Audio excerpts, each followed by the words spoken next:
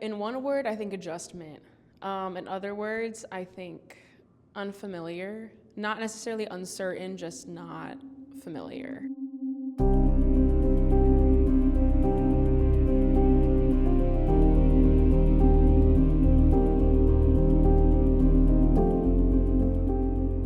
I knew I wasn't alone, but it definitely didn't feel familiar. It was very unfamiliar.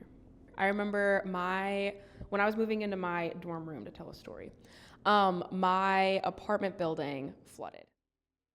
About a week and a half out from my move-in spot, or like my time slot, I got an email from my RA and calls from the school saying I couldn't move in when I was supposed to. And initially, I was supposed to be the first of my roommates moved in on that Monday, but I couldn't do it till that Saturday. Beforehand, I was pretty close with my immediate roommates, so I didn't feel isolated or like I didn't know them. But then I remember my parents were the last to get there. We were the last to move in, and then they were the first to leave. So then my immediate roommate was out at lunch with her family, and I sat in the closet and cried because it was just like, oh, this is happening. And it felt it did feel lonesome, I guess. Am I allowed to say the word lonely when describing this? Okay.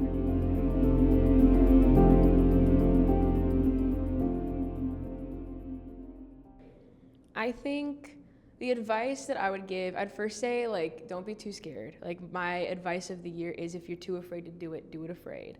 And fear is a temporary feeling. So it feels very like pressing in the moment. Don't worry about it. The other things I would say is get involved.